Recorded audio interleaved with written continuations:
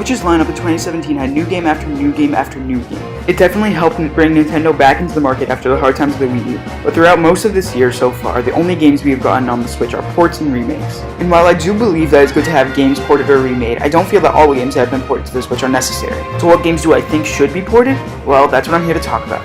Today I'll be counting down the top 5 ports or remakes that I like to see on the Nintendo Switch. And who knows, with E3 2018 coming up in less than a week, we might just see some of these. Probably not, but you never know. In the past 6 years, we've gotten remakes for 4 of the 5 3D Zelda games, not including Breath of the Wild. So it seems only natural that we get the last of the games to be remade, The Legend of Zelda: Skyward Sword. This game heavily uses the Wii Motion Plus, so it will be likely that the game will require the use of the 2 Joy-Cons. While this might annoy people who prefer to use the Pro Controller, I don't see any other way to get around this. But what would be the changes in the game? Well, for one, the game would be in beautiful HD, but there are also minor changes that would be very good.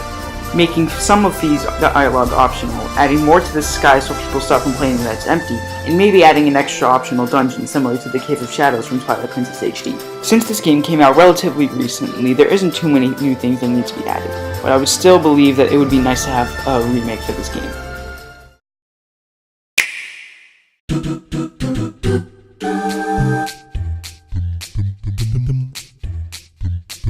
In the past few years, Super Mario Sunshine has gone from being one of the most disliked games in the series to being one of the most beloved. And there's not a better way to get the people that still dislike this game to realize the good aspects about it than in a remake in glorious HD.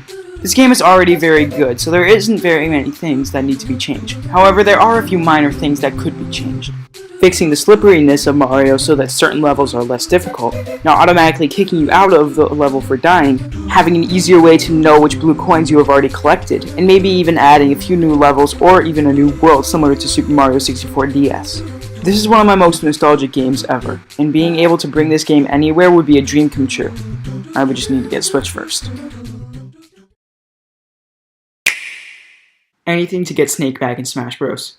Konami hasn't been the smartest company in the past few years when it comes to pleasing its fan base.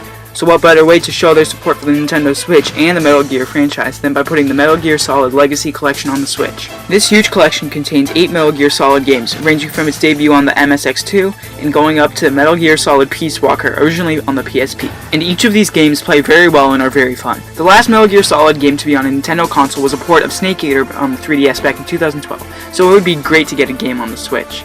It would also bring in a number of new fans into the series. I've only gotten to experience this great series on my PS3, and I'm guessing there are a lot of people that don't own any Sony or Microsoft consoles and would love to get a chance to try this franchise on the Switch.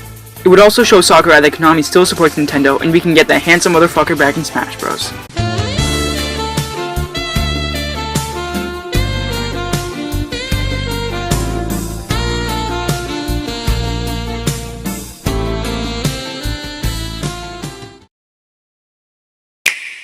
It's no use! One thing that a remake can do is it can turn a shitty game into a good game. I mean, just look at Pokemon Fire Red and Leaf Green. Those games are amazing, especially compared to the pile of crap that is Red and Blue nowadays. So why not remake one of the worst games of all time? Sonic 06 was supposed to bring Sonic into the next generation, however it was rushed so that it could be released during the 15th anniversary of the Bloober, and it shows. Countless bugs and glitches turned this game into a joke, however the blueprint of this game is actually very good. It has 3 different characters that each play unique in different ways, with interesting worlds that don't feel the same, and music that is some of the best in gaming history. While I enjoyed Sonic Forces, there were a lot of people that were disappointed by it, and what a better way to make the fans happy than to turn this meme into a great game. Just fix up the glitches, speed up the loading screens, and remake the character models so they're less— Ah! What the hell is that?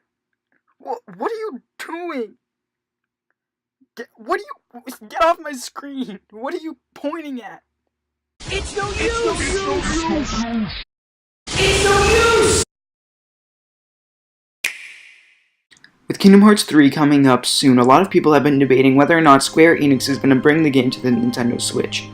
However, I believe that if they do that, it would also be a good idea to bring Kingdom Hearts 1.5 and 2.5 HD Remix to the Switch. This would allow newer players to get a chance to understand this complicated story before Kingdom Hearts 3 comes out. And my god, I would flip my shit. Being able to play some of my favorite JRPGs anywhere I want would be a dream come true. Nintendo has an alright relationship with the Kingdom Hearts franchise, with 2 of the games in the franchise only being able to be played on Nintendo consoles, and it would be a perfect opportunity to bring those games to HD. If Square Enix added playable versions of 358 over 2 days and recoded, it would cause Kingdom Hearts fans like me to go crazy. If this game came out on the Switch, I would 100% go to the store and buy one. I'm Gomez Defoe, and I feel like playing some Kingdom Hearts.